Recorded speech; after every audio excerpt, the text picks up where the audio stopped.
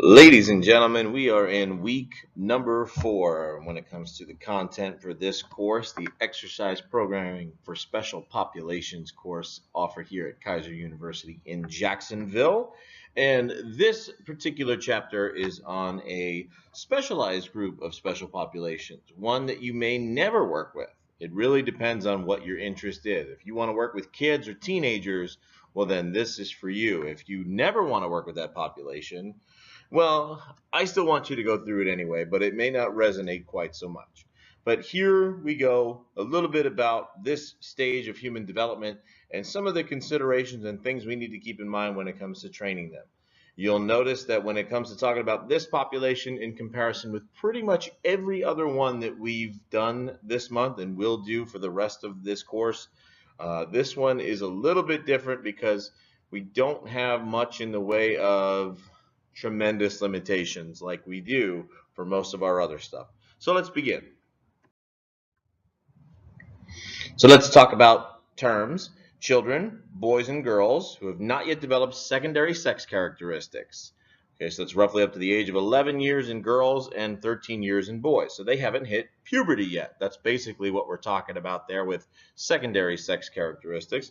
So that's your boys and girls, whereas adolescence refers to a period of time between childhood and adulthood. Now, that one is not as easily defined as it used to be, but that is the general term there. So that's the difference between children and adolescents. We've talked about this in a lot of classes in the past, but we're going to break down the nitty-gritty here. Physical activity trends when it comes to kids growing up in modern society. It's good for them, right? In children, it helps to develop motor skills, strengthen cardiovascular fitness, and it can even increase cognitive performance. Unfortunately, however, even despite us knowing that to be the case, the level of physical activity in children has been declining in the past few decades due in part to cuts in physical education. And there is also an increased emphasis on standardized testing. So there's a lot more reading and English and math that is offered, and much more time of kids sitting down and trying to pay attention in a classroom versus actually getting up and being active.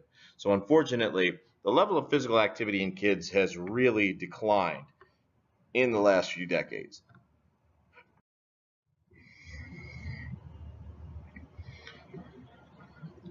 Now, as part of just natural human development, fundamental movement skills are basic movement skills that are categorized as either locomotor skills, things like running and jumping, object control skills, which is things like throwing and catching, and stability skills like balancing and twisting.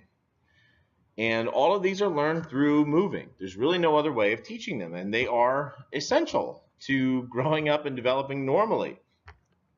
If someone does not have the opportunity, so if they don't get enough physical activity as a child or as an adolescent growing up, these are correlated with decreases in muscular fitness and cardiorespiratory fitness, and this could be setting someone up on the path of a lifetime of issues leading to a lot of the other chapter subjects that we find in this month.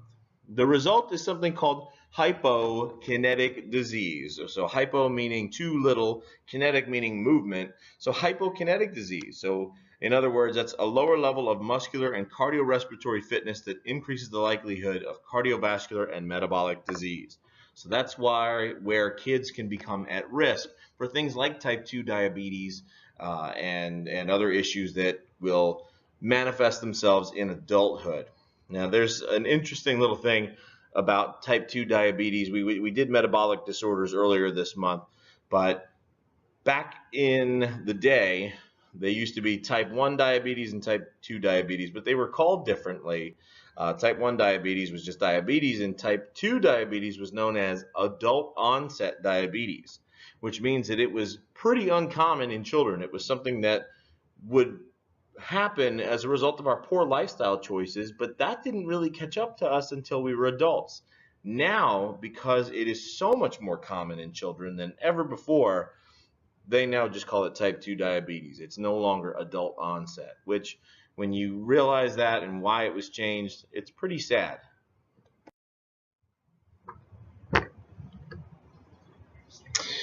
As with any condition or with anything in life, physical activity is tremendously beneficial. There are significant gains in measures of health and physical fitness and improvements in psychosocial health outcomes. Those have been observed from regular participation in exercise and sports programs. So if you are a parent or if you plan on becoming a parent, keep this kind of thing in mind. This is important for your kids to develop properly. Daily physical activity helps you reduce body fat, build bone strength, strengthen muscle, improve your blood lipid profile, enhance aerobic fitness, and reduce symptoms of anxiety and depression in both children and adolescents. Unfortunately, those issues do also happen to kids, which is sad to say, but physical activity can really help tide against all of those issues. More so, regular physical activity at a young age typically translates into the same behavior in adulthood. A lot of the habits that you pick up as a child will persist into adulthood. So why not make them good habits?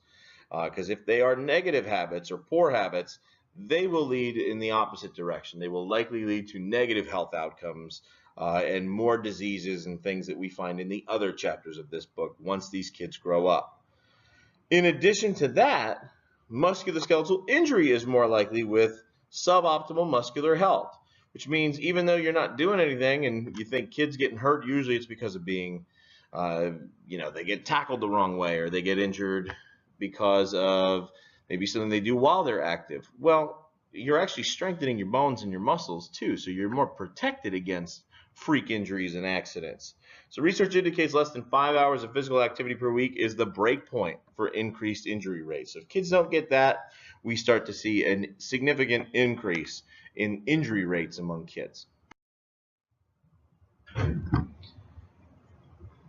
a couple things on growth and maturation and what that has to do with physical activity. With growth, measures of fitness like muscular power will naturally increase, but with regular activity, performance will be greater than achieved with growth alone.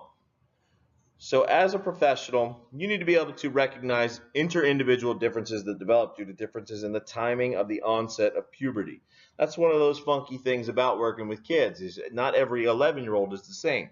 If you know anything about youth sports, like things like youth football, they used to play, all 8-year-olds play together, all 9-year-olds, all 10-year-olds. But you can't really do that anymore. Now they use weight limits, and then they also take into account age because just growth and maturation of their bodies and their muscle tone, and they're also their motor coordination and motor development. All of those play a factor as to how someone can be on a level playing field when classified into a sports organization. So chronological age, when it comes to how you train someone, just because they're 9 or 10, is not always an accurate measure of maturity. For example, my son, my oldest son, he's 12. He is now, as of the recording on this day, he is taller than I am. He is the size of a full-grown man. There are kids that I know that are older than him that are about a foot and a half shorter than him and have very different builds and tonality. If you were training these two kids next to each other, there's no way that you should be picking the same kinds of exercises, the same kinds of programming, because the chronological age has nothing to do with it. You really need to look and see what they're capable of, what they're maturing like, and all of those sorts of factors. In females, the onset of menarche, boy, that's a very fancy term to signify the beginning of the menstrual function. So when girls start to get their periods, that's the primary marker of sexual maturity. And now you've learned a new word in listening to this. Menarche is that word. But in males, it is indicated by secondary sex characteristics, voice change, pubic hair growth, underarm hair growth, things that you're not necessarily going to be checking for as a fitness professional. In fact, not even necessarily. You should not really be checking for that at all, zero. But there are some telltale signs of maturity there. So it's not as easy to identify. It's a little more difficult with boys than girls, but that physical activity and where they are at from a maturation standpoint, that needs to be looked at more closely to be able to match this kid up with the right kind of program. Peak height velocity is an important indicator of the onset of the growth spurt. PHV occurs on average at 12 years in girls and at 14 in boys. Strategies for exercise prescription and grouping for contact sports especially must be taken into account with PHV. This is what I was just talking about in terms of classifying them in sports. Also, sexual maturity and cognitive maturity should be considered, especially, with boys. If they go through puberty sooner and they get more testosterone, they get bigger and stronger. If something happens where that happens earlier for them, they are going to be at a significant advantage over children their age.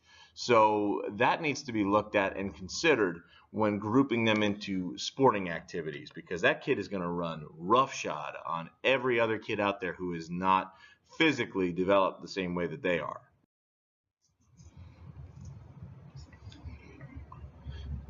Now, when it comes to programming for kids, there are some significant anatomical, physiological, and developmental differences between children and adults that influence program design. Table 11.1 is going to outline a number of those, and of course, as always, I'll give you the page number here. This table is located on page 371. And this is what it looks like. Check it out. What's higher, what's lower in each. Maximal heart rate is going to be greater in children. It's one of the reasons why these irregular heart rates are why we might not want to actually use heart rate to monitor exercise activity in kids. Look, you got breathing frequency is up.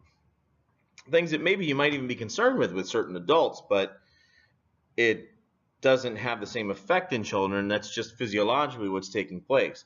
But look at the bottom there, exercise recovery. Well, that's greater in children than it is in adults. So kids bounce back faster. So a lot of good comparison between some of the physiological measures of what happens with exercise in kids versus in adults.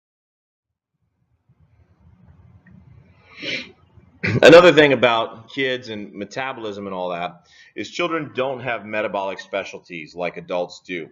So a child who is a strong endurance runner tends to also have greater strength. So that's not specific to just one area of overall conditioning. This highlights the need to expose children to a number of different sports and exercises since their strengths may not be known at an early age. They should not begin to get sports specific for a bit of time afterwards.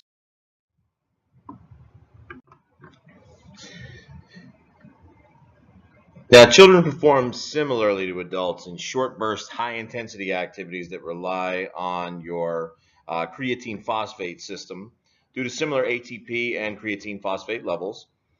Glycolytic capacity is somewhat limited, though, in kids versus adults.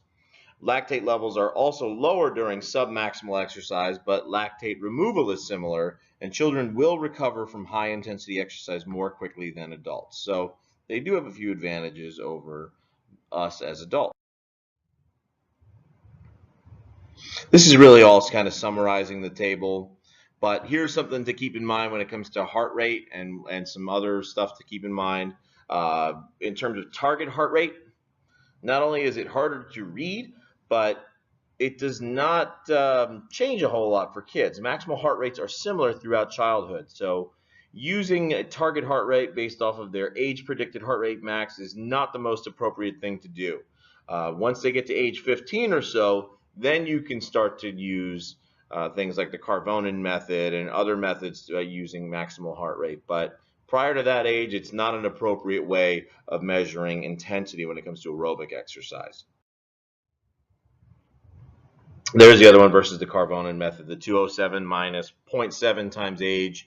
If you've done the other one with me, which you all have, the 220 minus age and then going off of that, that's great. You can use this one as well. There's a lot of different ways to do this. This has provided some accuracy. This is where the book recommends. So if you're ever working with a 15-year-old or a little older adolescent, that's what you would do. During maximal exercises, minute ventilation expressed in kilograms of body weight is equal between youth and adults. Children have a lower tidal volume and higher breathing than adults at all exercise intensities. So lots of differences with kids and adults. So how about trainability of kids and teenagers? Peak VO2 per kilogram of body weight remains relatively stable over time during the growing years, yet performance on standard field tests consistently improves. Also, training-induced gains in peak VO2, so about 5 to 10%, are significantly less than gains typically observed in older populations. So they do not get the same kind of gains that an adult will, which suggests that adaptations to aerobic training in children are maturity dependent. So that's going to be something that happens later on in life as they progress through and become more mature. Boys and girls do not necessarily follow the same rate of change when it comes to maturation. However, performance on tests such as the push-up and vertical jump increase from childhood through adolescence for both. So that's true for both groups. In addition to growth-related gains in muscle size, neuromuscular changes in motor unit firing rate, recruitment, or conduction velocity, as well as alterations in muscle pennation angle are observed. So that's one of the things to know here. This is one of those quiz question type things for kids when they lift weights. Typically, the reason we see gains in strength is not necessarily a gain in strength. So improvements that you see in kids when it comes to strength training does not necessarily have anything to do with the fact that they are getting bigger or more stronger muscles, but instead they are developing neuromuscular adaptations. Their body is learning that motor program more efficiently and learning how to call upon the right muscle fibers and recruit them in order to execute these tasks more efficiently. So that's where you see the gains more often than not. There are some gains when it comes to strength and size and all that, but a lot of it comes from that neuromuscular adaptation. And there it is for you. Said it a little early, but about 30% of it from neuromuscular. During puberty, as those testosterone levels in males increase, muscular hypertrophy becomes prevalent, so they start to get bigger muscles. It is not quite as pronounced in the female population, however. Motivations for kids and teenagers to exercise are different than adults. And instead of focusing on developing a sound program that has all this structure to it, you want to emphasize the fun factor, fun, competition, and friendship more than health and appearance. That's kind of more adult concepts, health, appearance. Like we're still going to help with those things, but that's not what kids are worried about. They're worried about fun and being competitive and making friends and being social.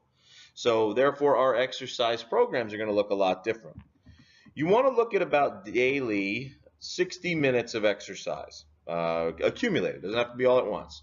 But this can assume many forms and does not have to be a continuous block. It can be pieced together throughout various activities throughout the day. Age-appropriate circuit training with a variety of intensities have been proven to have benefits. So that's always good, and kids do like to be active. When I used to do some more working out in my driveway and I would do circuit training type exercises, my kids would love to jump in. So that's something that kids generally enjoy. There's no minimum age where kids can begin training. However, a basic level of maturity whereby instructions can be followed consistently is a requirement. I'll tell you here, that's right around 7 to 8 years old for boys and girls. It's not an exact science. It can be different. It can be earlier. It can be later. It depends on a number of things. But around 7 or 8 years old, that is about when they can really start getting into an actual training program, okay? Because they can follow directions, they can pay more attention, they can handle a variety of intensities. So 7 to 8 years old. Physical characteristics are the big thing to be concerned with. Suitable methods for monitoring intensity must be decided for each individual. So again, we're not going to use target heart rate. We might not use pounds and all that. There's other ways of doing it. You can use timing on tasks. You can use just a scale of 1 to 10 on how they feel.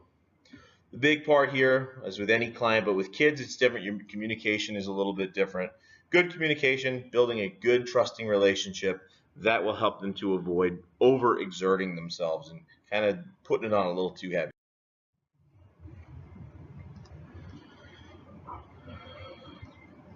So what should we do? What mode of exercise is appropriate for working with kids and adolescents? Again, these are general because like kids and adolescents, this age range varies tremendously. The mode should be a variety of fundamental movement skills as well as other activities that involve apparatus. So bringing in tools like hoops, ropes, cones, balls. This is all key to putting together a successful program that's going to help with kids. In group settings, the instructor must allow for different skill levels for youth to be successful and enjoy the activity equally, which is tough to plan because you have to envision ahead of time all the different ability levels and rates of success for these kids. And then resistance training is important. It should generally involve body weight, maybe some light free weights, child-sized machines, elastic bands, and medicine balls.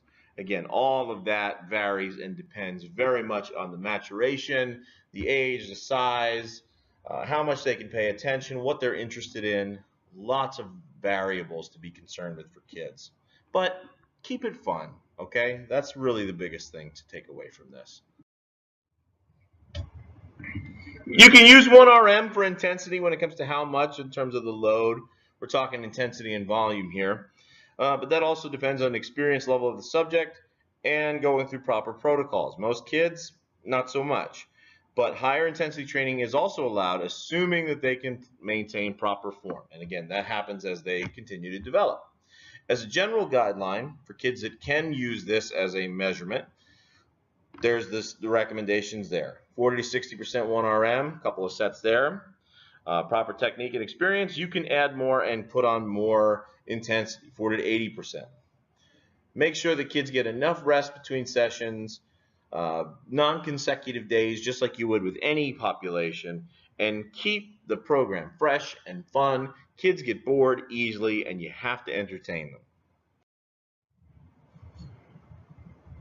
Flexibility is great for kids, super important, and it can be included in a dynamic warm-up. A cool down is a great time to do those static stretches because the muscles are already warmed up. Have a nice little active warm-up at the beginning, and for the cool down, those nice little static stretches.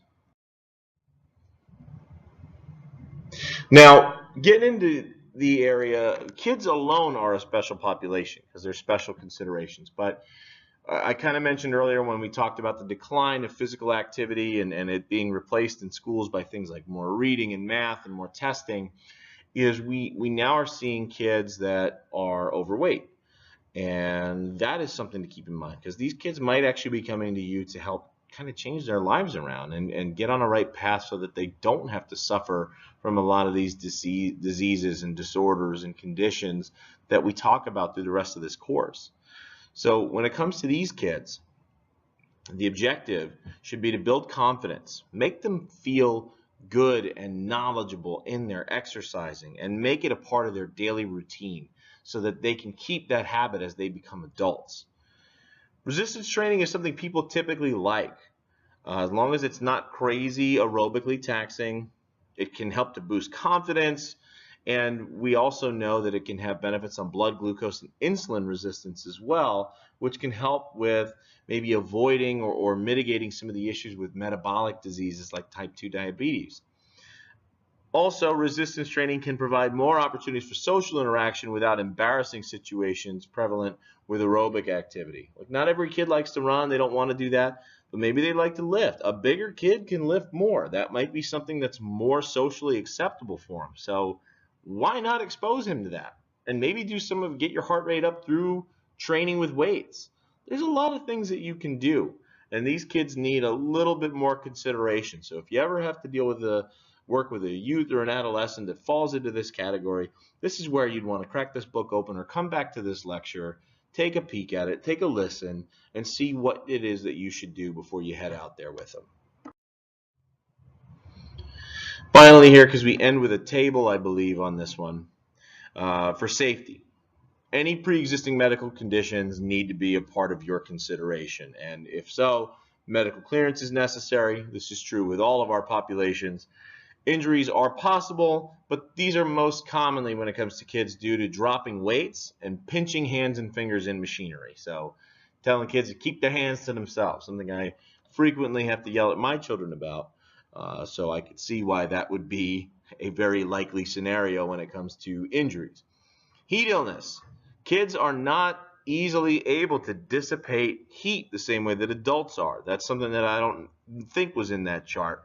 But when you're working with kids outside, this is a concern. It's more likely because of a larger surface area to mass ratio and slower adaptation to hot environments.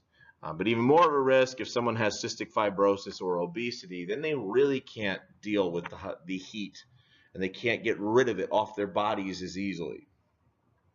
Any modifiable risk factors associated with exercise-related injuries in youth that can be reduced or eliminated with qualified supervision and instruction are outlined on the following table, which is right here. So here's how you modify if you've got issues. There you go.